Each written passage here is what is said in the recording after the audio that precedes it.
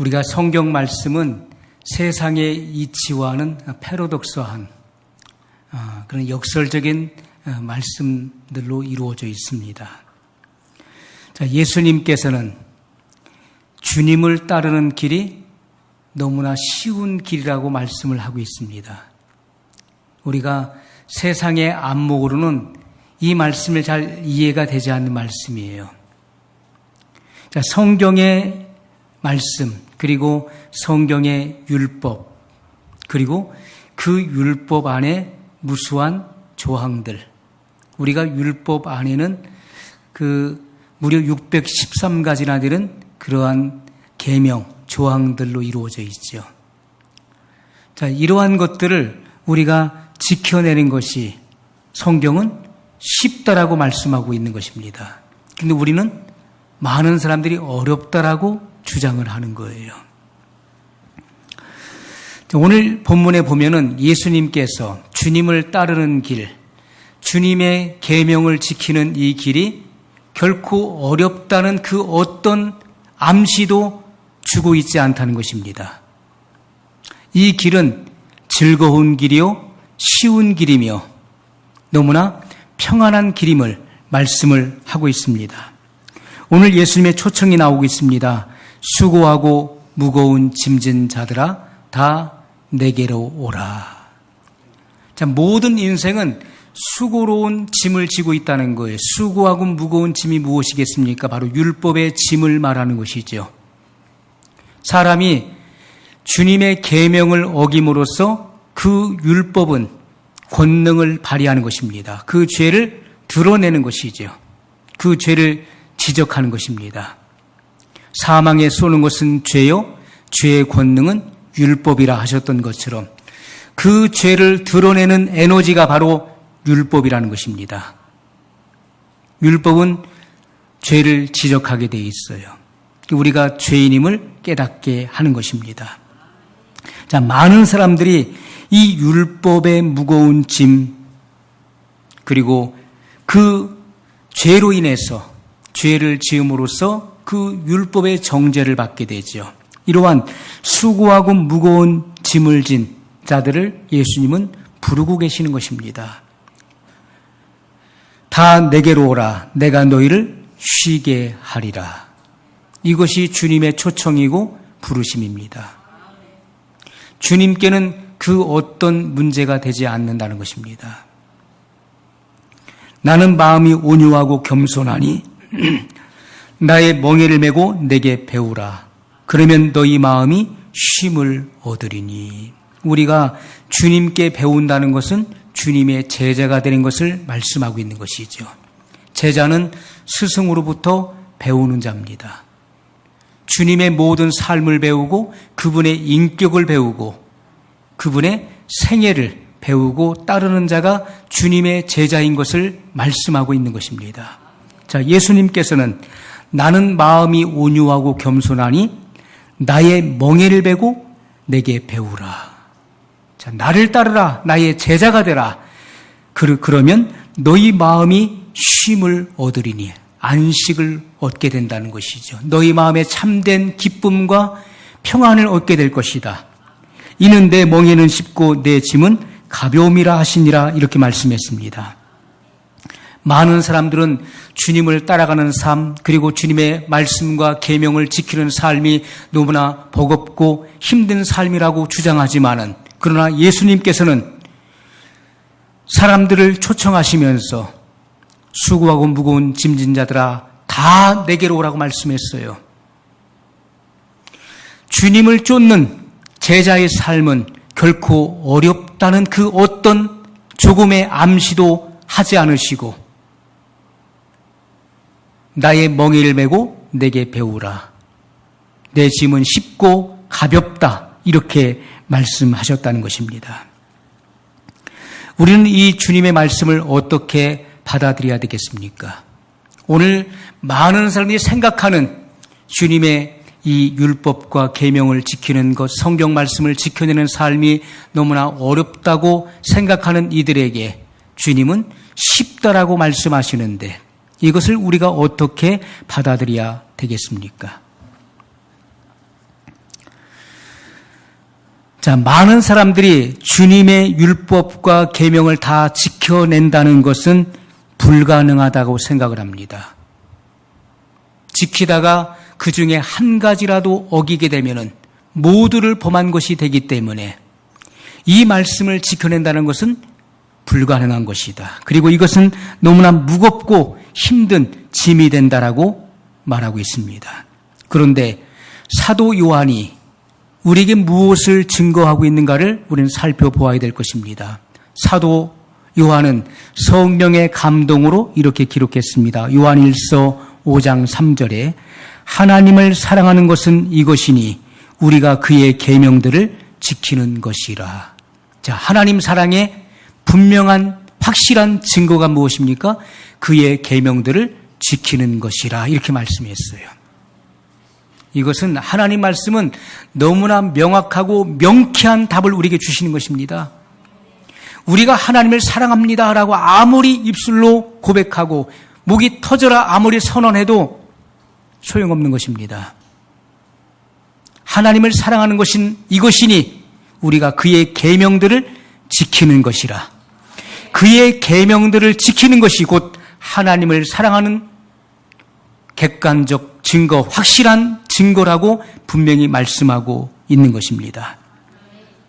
그의 계명들은 무거운 것이 아니로다 이렇게 말씀했어요. 성경은 우리에게 뭘 말씀합니까? 그의 계명들은 무거운 것이 아니다 이렇게 말씀하고 있잖아요. 우리는 무겁다라고 말을 하고 있는데 주님은 사도 요한을 통해서 그의 계명들은 무거운 것이 아니로다 이렇게 선언하고 있다는 것입니다. 여러분, 그렇다면 우리가 하나님의 말씀이 사실인지 아니면 우리가 주장하는 말이 진실인지를 우리는 성경 말씀을 통해서 알아야 될 것입니다. 자, 율법 속에는 모세 오경 속에는 무려 613가지의 계명들, 하라 또는 하지 말라고 명령된 조항들로 이루어져 있습니다. 그 많은 수백 가지의 계명들이 있다 할지라도 그 계명의 핵심은 10계명으로 이루어지는 것입니다. 그 10계명 안에 모든 것이 다 압축되어 있는 것입니다. 그러면 우리가 그의 계명들을 지키는 것이 어려운 것인지 아니면 어렵지 않은 것인지 우리는 성경 말씀을 통해 조명받으면 분명히 그 정체성이 드러나게 될 것입니다. 자, 먼저 하나님 외에 다른 신을 섬기는 것이 무거운 짐이 되나요? 그것이 여러분에게 멍해가 되는 것입니까? 여호와의 이름을 망령되이 일컫지 않는 것이 무거운 짐이 되나요? 그것이 여러분에게 버거운 멍해가 되는 것입니까? 안식일을 기억하여 거룩히 지키는 것이 무거운 짐이 되나요? 부모를 공경하고 살인하지 않고 간음하지 않고 거짓 증거하지 않는 것이 여러분에게 무거운 멍해가 되는 것입니까? 그것이 무거운 멍해가 되는 사람들이 있을 것입니다. 어떤 사람에게 그것이 무거운 짐이 될까요? 그것은 부모를 사랑하지 않고 부모와 불편한 관계에 있는 사람에게 부모를 공경하라는 것은 무거운 짐이 될 것입니다. 내가 지금 부모님과 불편한 관계에 있고 지금 원수지간에 지금 있는데 그 부모님을 공경하라고 명령하니까 그것은 무거운 짐이 될 수밖에 없는 것이죠. 그걸 어떻게 지킵니까? 나는 부모님 집에 찾아갈 수도 없고 그분과 대화하기도 싫은데 어떻게 부모를 공경하라고 하십니까? 그런 사람에게는 부모 공경이 무거운 짐이 될 수밖에 없는 것입니다. 거짓말을 해야 되고 말을 부풀려야 돈을 벌 수 있고 장사를 하는 사람에게 거짓말을 하지 말라고 하는 것은 무거운 짐이 될 것입니다. 주말에 특히나 주일에 잠이 많고 스케줄이 많은 사람에게 안식일을 기억하여 거룩히 지키라는 말씀은 무거운 짐이 될 것입니다. 그것은 버거운 멍해가 될 것입니다. 자, 성경이 요구하는 이 모든 말씀, 성경이 요구하는 이 계명들을 지키는 것이 무겁게 느껴지고 그리고 어렵고 불가능하게 느껴지는 그 이유는 무엇입니까? 그 답은 하나입니다. 하나님을 사랑하지 않기 때문에 그것이 어렵고 힘든 거예요. 내 마음속에 하나님을 사랑하는 마음이 없기 때문에 이 모든 율법의 계명들, 이 조항들이 너무나 무겁고 힘들게 느껴진다는 것입니다. 이것이 불가능한 것으로 내게 와 닿는 거예요. 자, 우리가 하나님으로부터 어떤 은혜를 받았는지 전혀 모르는 것입니다. 내가 하나님께로부터 도대체 어떤 은혜와 무슨 은총을 받았는지를 전혀 의식하지 못하는 거예요. 그렇기 때문에 이 율법과 계명이 나에게 무리한 부탁을 지금 하고 있는 거예요. 마치 개미 등에 쌀 한 가마니를 옮겨놓은 것 같은 그러한 무거움을 느끼는 것입니다. 아니, 이 개미 등에 쌀 한 가마니를 올려놨으니 이걸 내가 어떻게 지고 갑니까? 불가능한 것이죠. 율법의 이 많은 조항들을 내가 어떻게 지켜낼 수 있습니까? 라고 항의하게 되는 것입니다. 그것이 괴로운 명령으로 내게 와 닿는 거예요. 나를 구원하시기 위해서 주님께서 치르신 그 고귀한 희생의 대가가 무엇인지를 내가 조금이라도 안다면은, 그것이 조금이라도 주님께서 흘리신 그 피의 대가가 얼마나 엄청난 것인지 내 마음속에 조금이라도 와 닿는다면은 우린 결코 그럴 수가 없다는 것입니다. 나 같은 죄인을, 나같이 비천한 자를 구원하시기 위해서 하늘의 영광 보좌를 버리시고 수많은 천사들의 그 섬김과 그 찬송을 버리시고 낮고 천한 이 땅에 사람의 모양으로 내려오신, 그리고 십자가에 죽기까지 아버지의 뜻에 복종하신 그 예수님의 고귀한 희생과 그 피의 대가를 내가 조금이라도 내가 이해한다면은 우리는 결코 그럴 수가 없는 것입니다. 나를 위해서 성육신하신 그리스도, 나를 구속하시기 위해서 멸시천대를 받으신 그리스도, 앞에 있는 즐거움을 위하여 내가 구원받아 돌아오는 그 즐거움을 내다보시고 현재의 부끄러움을 개의치 아니하신 그리스도, 그분은 생축과 같이 찢겨지시고 온몸은 벌거벗겨지셨습니다. 그리고 사람들의 조롱거리가 되었어요. 그것은 나를 구원하시기 위한 주님의 유일한 방법이었다는 것입니다. 내가 그러한 그리스도를 조금이라도 이해할 수 있다면 주님이 치르신 그 희생의 대가가 내 마음속에 조금이라도 공감이 되어지고 공명이 있다면 우리는 결코 그럴 수가 없다는 것입니다. 나의 죄를 대속하기 위해 십자가에 죽으셨을 뿐만 아니라 나를 의롭다 하시기 위해서 죽은 자 가운데서 부활하신 그리스도, 그분을 여러분들이 조금이라도 안다면은 결코 그럴 수가 없는 것이지요. 성경은 우리에게 분명히 증거합니다. 요한복음 17장 3절에 영생은 곧 유일하신 참 하나님과 그의 보내신 자 예수 그리스도를 아는 것이니이다, 이렇게 말씀했어요. 우린 영생이 무엇입니까? 라고 물으면 죽지 않고 영원히 사는 것입니다. 물론 영생은 죽지 않고 영원히 사는 것입니다.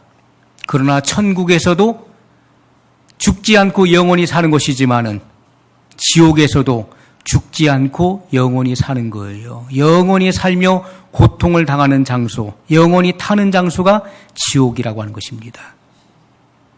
성경이 말씀하고 있는 이 영생이 무엇인지 사도 요한을 통해서 계시하신 이 영생이 무엇인지를 우리는 이해해야 돼요. 자, 우리가 영생에 들어가기 위해서는 지금 우리의 일상 속에서, 우리의 현실의 삶 속에서 이 영생을 항상 누려야 된다는 것입니다. 주님이 이 땅에 오신 목적은 생명을 주러 오셨다고 말씀했어요. 도적이 오는 것은 도적질하고 죽이고 멸망시키려는 것뿐이요, 내가 온 것은 양으로 생명을 얻게 하고 더 풍성히 얻게 하려 함이라, 그렇게 말씀했습니다. 예수님은 우리에게 생명을 주러 오셨음을 말씀했어요. 생명은 한 번 받는 것으로 끝나는 것이 아니라 생명은 받고 그 받은 생명을 풍성하게 누려야 된다는 것입니다.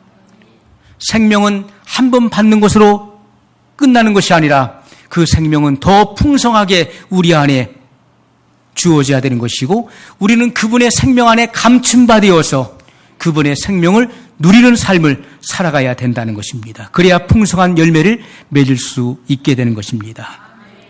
자, 성경은 말씀하고 있습니다. 영생이 무엇이냐? 영생은 곧 유일하신 참 하나님과 그의 보내신 자 예수 그리스도를 아는 것이니이다. 이 안다는 것은 지식으로 아는 것을 말하는 것이 아니라, 이것은 바로 히브리어로 야다를 말하는 것인데, 경험적으로 안다는 거예요. 체험적으로. 말씀을 내가 체험함으로써 비로소 그리스도를 내가 안다는 것입니다. 내가 그분 안에, 그분의 말씀이 내 안에 거하심으로써 서로 동거동락하는 거예요. 생명연합을 통해서 서로를 알게 되는 그 알을 의미한다는 것입니다. 여러분, 주님의 말씀을 지켜 행하는 것이 무거운 짐이 되고 멍해가 되나요? 다메섹에서 빛 가운데 예수님을 만났던 사도 바울에게 정오의 태양보다도 훨씬 더 밝은 강력한 주님의 그 빛이, 주님의 그 영화로운 기이한 빛이 사도 바울에게 사울에게 비쳤습니다. 사울은 땅에 엎드려져 그렇게 간구했습니다. 주여, 누구십니까? 라고 물었을 때, 나는 내가 핍박하는 나사렛 예수니라, 이렇게 말씀하셨어요. 내가 가시채를 뒷발질하기가 내게 고생이니라, 이렇게 말씀했어요. 여러분, 빛 가운데 예수님을 만났던 사울, 그는 나사렛 예수를 믿는 자들을 결박하여 옥에 가두고 고문하고 죽이는 것이 유일하신 하나님을 위한 일이라고 생각했던 것입니다. 나사렛 예수는 이단의 괴수라고 생각했던 거예요. 그런데 다메섹에 예수 믿는 자들이 있다는 것을 듣고, 소문을 듣고 그들을 체포하기 위해서 혈기등등하여 가고 있는 사울에게 주님은 그 기이한 빛으로 사울에게 비쳤습니다. 나는 내가 핍박하는 나사렛 예수니라. 네가 어찌하여 나를 핍박하느냐라고 물으셨어요. 가시채를 뒷발질하기가 내게 고생이니라. 그렇게 주님은 말씀하셨습니다. 여러분, 우리가 그 양이 가서는 안 될 길을 가게 되지요. 양들은요, 한번 길을 잃게 되면은 다시 찾아올 수가 없는 것이 양의 속성이에요. 그런데 양은 이 미혹에 약하다는 것입니다. 양이 목자를 따라가다가 곁눈질을 하게 됩니다. 보니까 눈에 보암직도 하고 먹으면 먹음직도 할 만한 그러한 풀들이 있는 거예요. 그것이 독초인지도 모르고 글로 달려가는 거예요. 곁눈질을 하게 되는 것이죠. 자, 분별력이 없기 때문에 목자의 인도를 벗어나게 되는 거예요. 가다가 목이 마르면 그 물이 썩어 있는 줄도 모르고 무조건 마시려고 그 대열에서 이탈하게 돼요. 그때 목자는 어떻게 합니까? 그 가지고 있었던 지팡이가 있죠. 그 지팡이 끝에 뾰족한 쇠를 달아놨어요. 송곳 같은 뾰족한 쇠를 달아놨어요. 그것이 가시체예요. 그것으로 양의 엉덩이를 찌릅니다. 그 길로 가지 말라는 거예요. 너는 대열을 이탈했어. 글로 가지 마. 글로 가면 내가 독초를 먹을 수 있고 썩은 물을 마셔 죽을 수도 있어. 그 지팡이 끝에 달려있는 그 뾰족한 가시채로 양을 엉덩이를 찔러요. 그리고 돌이키게 하는 것입니다. 그런데 거기에 고집이 센 양들이 어떻게 합니까? 왜 찔러 하면서 뒷발질을 하는 거예요. 그 가시채를 향해서 왜 찌르냐고 뒷발질을 하면서 반항을 하게 되는 것입니다. 자, 예수님께서 빛 가운데 사울에게 나타나셨고 말씀하시는 거예요. 가시채를 뒷발질하기가 내게 고생이니라. 네가 어찌하여 나를 핍박하느냐. 너는 나를 대적하는 것이다. 반항하는 것이지요. 여러분, 우리가 주님의 찔림을 받을 때, 진리를 통해서 찔림을 받을 때 우리가 빨리 이 진리를 깨닫고 죄를 회개하고 돌이키면 더 이상 아플 일이 없는 것이죠. 더 이상 문제될 일이 없는 거예요. 그런데 어떡합니까? 고집이 세고 개성이 강한 양들은요, 뒷발질하는 거예요. 왜 나를 찌르냐고, 왜 나를 고생시키냐고 하면서 뒷발질을 하면서 반항을 하고 저항하게 되는 것입니다. 자, 내가 가고 싶지 않고, 내가 당신을 따르고 싶지 않고, 가고 싶지 않은데, 그리고 당신의 말씀을 지키고 싶지 않은데, 왜 자꾸 따르라고 하느냐고. 주님의 말씀은 내게 무거운 짐이 되고 멍해가 된다고 뒷발질을 하게 되는 것이죠. 누가 그런 일을 하겠습니까? 세상을 탐닉하는 자들. 아직도 세상에는 좋은 것이 너무 많은 거예요. 내가 주님의 말씀과 계명을 따르기에는 내가 너무 젊은 거예요.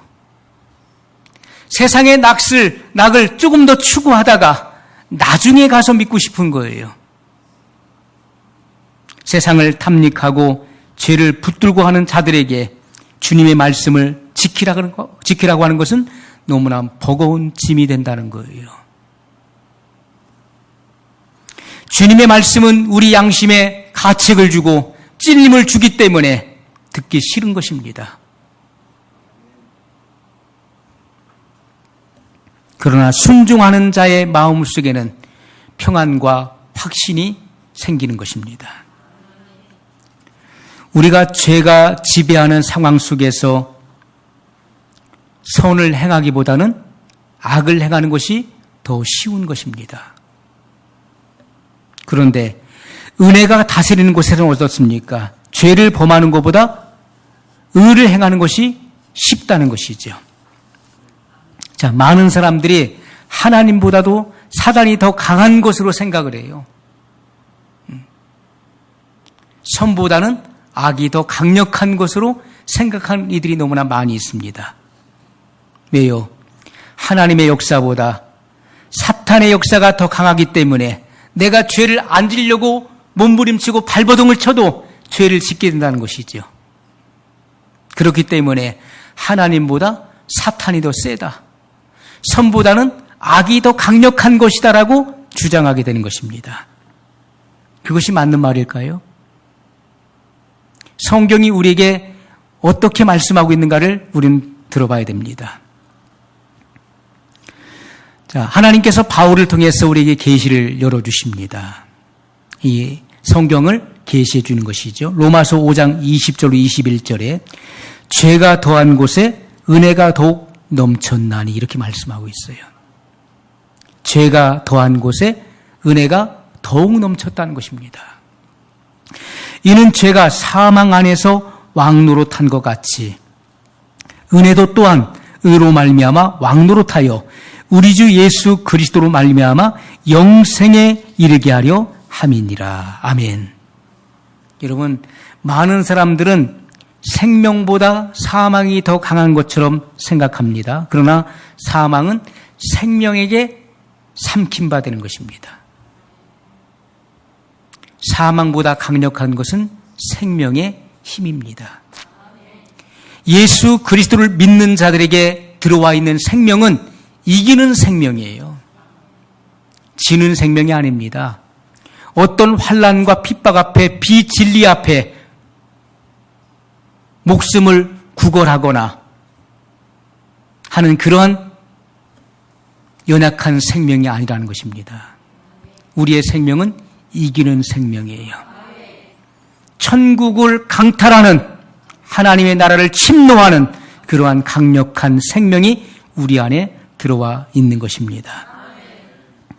자, 은혜가 우리 마음 속에 왕노릇하게 된다면은, 그러면 우리의 마음과 삶을 의의 길로 인도한다는 것입니다. 은혜가 왕노릇할 때 우리는 죄와 사망을 이길 수 있습니다. 죄가 더한 곳에 은혜는 더욱 넘쳤다라고 말씀하고 있잖아요. 죄가 관영한 곳에 하나님의 은혜는 더욱더 넘쳐났습니다. 우리가 하나님의 은혜를 받아들임으로써 그분의 은혜를 우리가 충만하게 받아들이게 되면 그 은혜가 내 안에서 왕노릇하게 돼요. 그러면 우리가 의의 길을 가는 것이 더욱더 쉬워진다는 것입니다. 빛이 들어오면 어둠은 순식간에 물러갈 수밖에 없는 것입니다. 내 안에 하나님의 은혜가 채워지게 되면 내 속의 모든 불의한 것들이 다 나갈 수밖에 없는 거예요. 어둠의 모든 권세들은 떠나갈 수밖에 없는 것입니다. 그러나 우리가 어둠 가운데 있을 때, 여전히 내가 죄를 탐닉하고 내가 죄를 붙들고 있을 때, 내가 여전히 죄를 짓고 있을 때, 죄의 유혹에 대해서 내가 문을 열어줄 때, 그리고 내가 거짓 복음을 따라가고 있을 때, 내가 성령님의 음성을 거부하고 거절하고 있을 때, 그럴 때는 내 안에서 죄가 왕노릇하게 되는 것이죠. 하나님의 은혜를 받아들이는 사람은요, 내 안에 은혜가 왕노릇하는 거예요. 그렇기 때문에 우리가 죄를 짓는 것은 어려운 일이 되는 것입니다. 왜요? 은혜가 넘치기 때문에.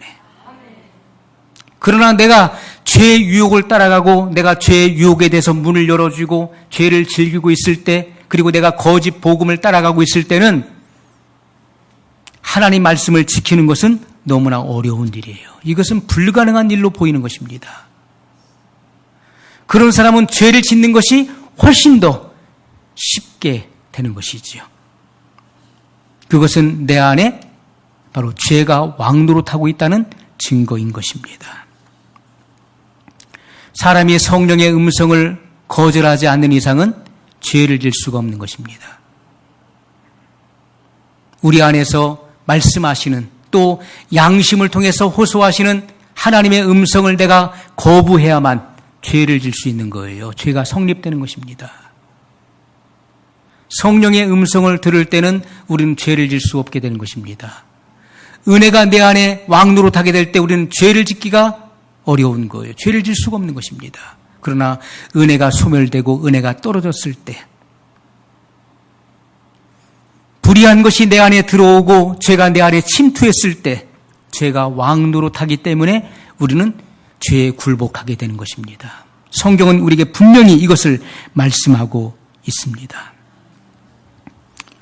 자, 하나님의 은혜가 우리 안에 왕노릇할 때 나타나는 우리의 삶의 변화가 무엇인지에 대해서 주님은 말씀했어요. 디도서 2장 11절과 14절에 이렇게 말씀하고 있습니다.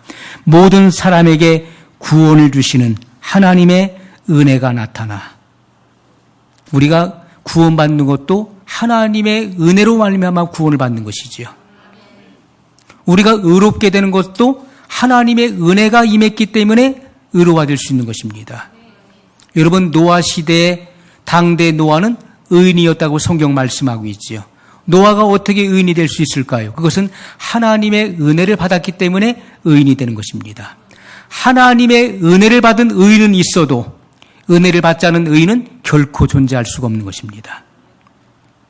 자, 모든 사람에게 구원을 주시는 하나님의 은혜가 나타나 우리를 양육하시되 경건치 않은 것과 이 세상 정욕을 다 버리고 근신함과 의로움과 경건함으로 이 세상에 살고. 자, 무슨 말씀입니까? 내 안에 은혜가 왕노릇할 때 내 삶 속에, 나의 생애 속에 나타나는 또 다른 변화가 있는데, 그것은 내가 경건치 않은 것, 이 세상 정욕을 다 버리게 된다는 거예요. 근신함과 의로움과 경건함으로 이 세상을 살아가게 된다는 것을 말씀하고 있습니다. 자, 14절에 모든 불법에서 우리를 구속하시고 우리를 깨끗하게 하사 선한 일에 열심하는 친백성이 되게 하려 하심이니라. 아멘. 자, 어떤 사람이 되게 합니까? 선한 일에 열심하는 하나님의 친백성이 되게 하신다. 이렇게 말씀하고 있어요. 하나님의 일도 뜨뜻미지근하게 하는 것이 아니에요. 마저못해 하는 것이 아닙니다. 어쩔 수 없이 하는 것이 아니에요. 하나님의 일은 내가 열정적으로 하는 것입니다. 열정적으로. 내가 몸을 사리지 않고 나의 모든 삶을 주님 앞에 다 드리는 그러한 헌신의 열정이 내 안에서 솟아난다는 것입니다. 은혜를 아는 사람과 은혜를 모르는 사람 사이에는 그런 삶에 추구하는 그 목적이 전혀 다른 것이죠. 은혜를 아는 사람의 삶 속에는요, 그 추구하는 목적이 분명한 것입니다. 왜요? 그의 가치관의 변화가 생겼잖아요. 그의 세계관과 우주관의 변화가 생겼잖아요. 그렇기 때문에 그가 추구하는 목적은 뚜렷한 것입니다. 향방 없는 다름질을 하는 게 결코 아닙니다. 위에서 부르신 그 부름의 뜻을 성취하기 위해서 그런 열정을 가지고 달려가는 것입니다. 바울의 생애가 그랬습니다. 다메섹에서 주님을 만난 이후에 그는 향방 없는 다름질을 더 이상 하지 않았습니다. 그는 아라비아 광야에서 3년 동안 그 율법의 말씀을 깊이 묵상했어요. 그리고 돌아와서 예루살렘의 사도들을 접견하고자 했지만은 만나주는 이가 없었어요. 그는 다시 자기 고향 다소로 가서 14년 동안을 말씀을 깊이 묵상합니다. 주님과 교제하는 삶을 삽니다. 17년 후에 다메섹에서 예수님을 만난 이후 17년 후에 바나바를 통해서 사도들을 접견하게 되고 그때부터 사도 바울의 그런 복음을 위한 그런 생애, 그 삶이 열리는 것을 성경을 통해 보게 됩니다. 그는 로마 그 차가운 단두대에 올라가서 그 목이 도끼로 잘라질 때까지 그는 쉬지 않고 정열을 가지고 열정적으로 복음을 향해서 달려갔습니다. 그의 사명을 완수하기 위해서 그는 달려갔어요. 성경은 우리가 어떠한 생애를 살아내야 되는지에 대해서 사도 바울의 생애를 통해서 분명히 우리에게 보여주고 있는 것입니다. 여러분, 하나님의 은혜를 모르는 사람들은요, 그 삶의 목적이 전혀 다른 거예요. 성경의 근본적인 목적에서 완전히 벗어나게 되는 것입니다. 그렇다면 모든 사람에게 구원을 받는 것이 멸망당하는 것보다 쉬운 것인가요? 그렇지 않은 것이지요. 그것은 하나님의 은혜를 받은 자들에게 주어지는 국한된 은혜인 것입니다. 누구나 다 진실한, 진정한 그리스도인으로서의 삶을 살아갈 수 있는 것은 아닌 것이죠. 전적으로 부패하고 타락한 그런 인간의 그런 추악한 본질을 가지고 있는 그런 사람들에게 주님을 위해서 살라고 명령된 이 모든 말씀은 너무나 힘들고 어려운 것으로 다가올 수밖에 없는 것입니다. 어떤 이들은 부패하고 타락한 인간의 이 본성을 가지고 내가 이 말씀을 살아내려고 몸부림을 칩니다. 그러면서 그들의 답은 성경의 모든 말씀을 지켜내는 것은 불가능한 일이라고 결정을 짓는 것입니다. 여러분, 하나님 말씀을 지켜낼 경건한 능력이 내 안에 없는데 이 말씀을 어떻게 지켜낼 수 있겠습니까? 불가능한 것이지요. 그러면 성경은 우리에게 무엇을 말씀하십니까? 이 모든 말씀을 지키는 것이 쉬워지기 위해서는 성경은 우리에게 답을 주고 있습니다. 그것은 거듭나야 된다는 것이지요. 거듭난 그리스도인들에게는 성경 말씀이 결코 무거운 짐이 될 수 없다는 것을 분명히 제시하고 있습니다. 요한복음 3장 5절로 7절에 진실로 진실로 내게 이르노니 사람이 물과 성령으로 나지 아니하면, 예수님께서 직접 하신 말씀이에요. 하나님 나라에 들어갈 수 없느니라. 물과 성령으로 나지 아니하면 하나님 나라에 들어갈 수 없다는 거예요. 내가 아무리 몸부림치고 성경 말씀을 지켜내려고 노력을 해도 물과 성령으로 나지 않은 사람, 거듭나지 않은 사람은 이 말씀을 지켜낼 수 없다는 거예요. 부패하고 타락한 인간의 성정 안에서는 이 말씀을 지켜 행할 만한 경건의 능력이 솟아나지 않는다는 것입니다. 육으로 난 것은 육이요, 성령으로 난 것은 영이니 내가 내게 거듭나야 하겠다는 말을 기여기지 말라, 이렇게 말씀했어요. 진정으로 거듭난 그리스도인들의 생애는요, 어린 양이 어디로 인도하시든지 따라가게 돼 있는 것입니다. 왜요? 양은 항상 목자의 음성을 듣는 것입니다. 양이 어느 때 목자의 음성을 듣는 것일까요? 밤중 고요한 시간에 목자의 음성을 듣는 것인가요? 양은 항상 목자의 음성을 듣는 것입니다. 그렇기 때문에 목자가 인도하는 대로 따라가는 것입니다. 내 양은 내 음성을 듣나니, 이렇게 말씀하셨어요. 요한일서 5장 3절에 말씀하고 있는 것처럼 우리가 주님의 계명을 지키는 것이 곧 그를 사랑하는 것이라고 분명히 말씀하고 있는 것입니다. 하나님을 사랑하는 사람은 순종의 길이 너무나 쉽고 기쁘고 즐거운 길이에요.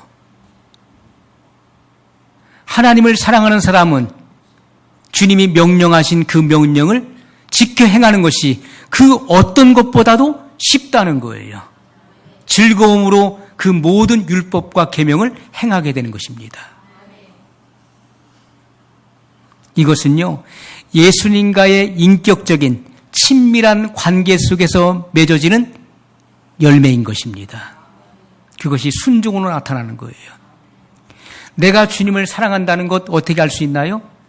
주님의 말씀과 그의 계명을 지키는 행위를 통해서 그분을 사랑한다는 것을 알 수가 있는 거예요. 왜냐하면 그분을 사랑할 때 나타나는 그 열매는 바로 순종으로 드러난다는 것입니다. 그러므로 순종이 없는 사람은 주님을 사랑하지 않는 사람이라는 것이죠. 시편 40편 8절에 다윗의 시입니다. 내가 주의 뜻 행하기를 즐기오니 주의 법이 나의 심중에 있나이다. 자, 주님의 법, 주님의 모든 말씀이 내 심중에 있다는 거예요.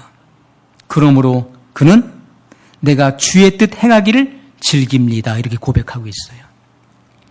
주님의 말씀, 주님의 명령된 이 모든 말씀과 계명들을 순종하는 삶이 나에게 기쁨이 됩니다라고 고백하고 있잖아요. 그것이 다윗의 생애를 통해서 나타났습니다.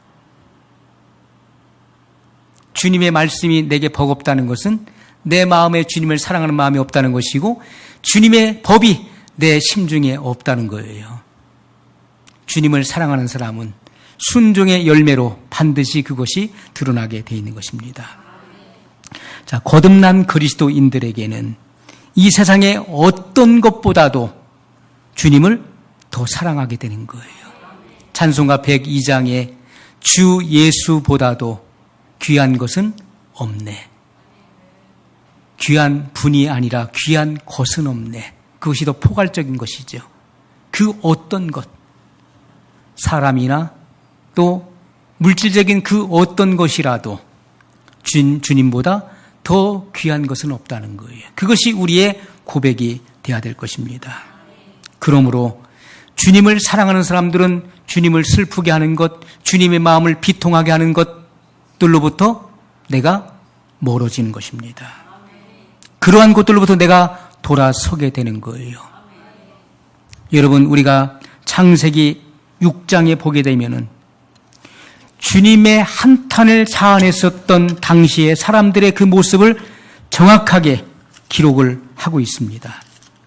그 당시의 사람들의 모습이 어떠했는지 창세기 6장 5절로 6절에 보면은 여호와께서 사람의 죄악이 세상의 관영함과 그 마음의 생각의 모든 계획이 항상 악할 뿐임을 보시고, 그 마음의 생각이 항상 악했다는 거예요. 땅 위에 사람 지으셨음을 한탄하사 마음에 근심하시고. 왜요? 하나님의 본래 창조의 의도에서 완전히 벗어났다는 거예요. 하나님은 인생의 아내시니 후회가 없으신 분이십니다. 그런데 여기에서는 땅 위에 사람 지으셨음을 한탄했다고 말씀하고 있는데, 이것은 모세가 사람의 입장에서 이것을 하나님의 마음을 설명한 것입니다.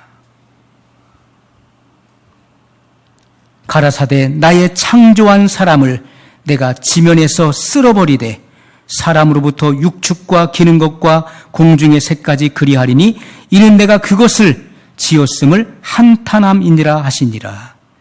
쓸어버리겠다는 거예요. 이 지면에서 내가 다 쓸어버리겠다, 이렇게 말씀하셨어요. 주님의 마음을 비통하게 만들었다는 거예요. 오래 참으시는 하나님, 하나님의 속성은 오래 참으심인데 인간의 죄악이 얼마나 관용했으면, 해도 얼마나 너무했으면 하나님이 말씀하시기를 나의 창조한 사람을 내가 지면에서 쓸어버리되 사람으로부터 육축과 기는 것과 공중의 새까지 그리하리니, 이렇게 말씀하고 있어요. 다 쓸어버리겠다. 자, 주님은 6장 13절에 또 이렇게 말씀했습니다. 하나님이 노아에게 이르시되 모든 혈육 있는 자의 강포가 땅에 가득함으로. 강포가 땅에 가득하대요. 그 끝날이 내 앞에 이르렀으니 내가 그들을 땅과 함께 멸하리라. 그들의 끝날이 이르렀다는 거예요. 이젠 더 이상은 내가 묵고할 수 없다. 인내하시는 하나님께서 이제는 그들의 끝날이 이제는 결국은 이르렀다는 거예요. 더 이상 그들의 죄악을 내가 좌시하지 않을 것이다. 내가 그들을 땅과 함께 멸하겠다. 이렇게 말씀했어요. 오늘 우리들은 나의 삶이 주님의 마음을 슬프게 하거나 성령님의 탄식을 자아내는 그런 삶, 그리고 주님을 비통하게 하는 그런 삶을 내가 살고 있다면은 그 모든 일들로부터 내가 돌아서야 된다는 것입니다. 그렇지 않는다면은 우리는 멸망을 자초하게 될 것입니다. 거듭난 그리스도인들은 주께 기쁘시게 할 것이 무엇인가를 항상 생각하게 됩니다. 내가 지금 하는 일이 과연 주님을 기쁘시게 하는 일인가를 늘 생각하게 돼 있는 거예요. 이런 사람에게는요, 구원이 멸망보다 쉬운 거예요. 구원이 쉬운 것입니다. 영생을 얻는 것이 쉬운 길이에요. 주님의 말씀을 순종하는 길이 즐거운 길이에요.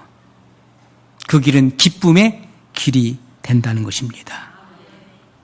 여러분, 이 마지막 시대에 주님의 재림을 앞두고 있는 마지막 성도들은 주님의 재림을 맞이하는 성도들인 것입니다. 오늘 우리들은 과연 나의 삶이 주님을 기쁘시게 하는 삶으로 다가가고 있는지 우리의 신앙을 다시 체크하고 점검하는 그런 믿음의 삶을 살아가야 될 것입니다. 말씀을 기억하면서 우리 한 목소리로 같이 기도하겠습니다.